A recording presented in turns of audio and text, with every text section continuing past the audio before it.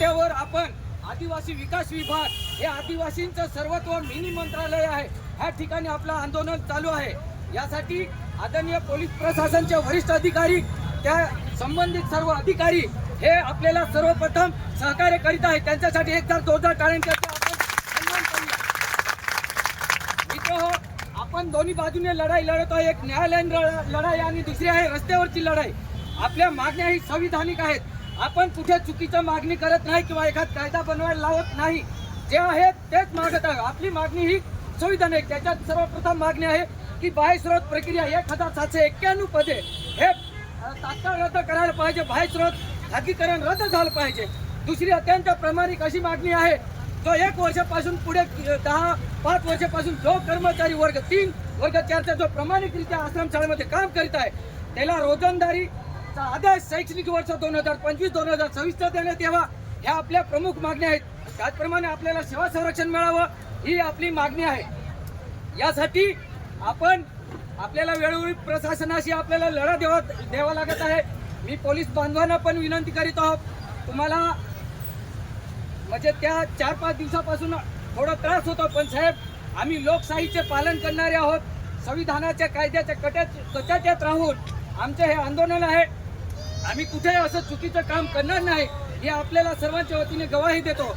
आणि जोपर्यंत ही एकत्र इथून माघार घेतली तर तुम्ही संपल्यागत आहे।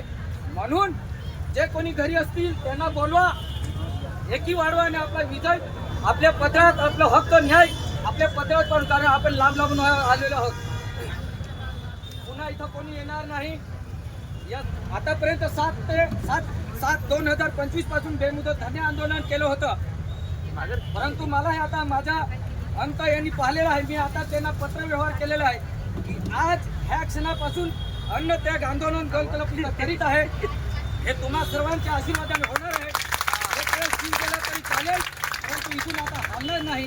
ही खूनगाठ बांधून आपल्या सर्वांच्या सहकार्याने आपला विजय निश्चित होईल। ही पॉझिटिव्ह रहा, कारण मंजिलें तो उन्हीं को मिलती है जिनके सपनों में जान होती है, मंजिलें उन्हीं को मिलती है जिनके सपनों में जान होती है। पंखों से कुछ नहीं होता यारो, हौसलों से उड़ान होती है।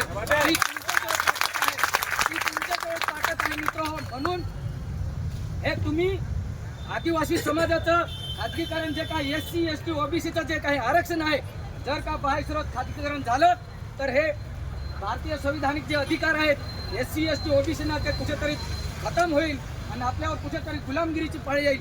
म्हणून आपण या आदिवासी समाजा उन्नतीसाठी, महाराष्ट्र राज्याच्या उन्नतीसाठी आणि देशाच्या विकासासाठी आपण काम करणारे लोक आहोत आणि प्रामाणिक आहात।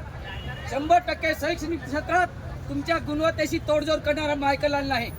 म्हणून तुम्ही अत्यंत प्रामाणिक आहेत, शैक्षणिक पात्रता तुमच्यात आहे, समाज, प्रशासन आणि निसर्ग देवता सुद्धा तुमच्या सोबत आहे।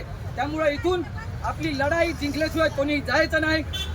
एकीचं बळ देईल विकासाचं फळ, ही आपली ताकद, ही युनिटी आपण ठेवायची आहे। ते म्हणतो ना, if you service is loss everything is loss. म्हणून save the service, save the family.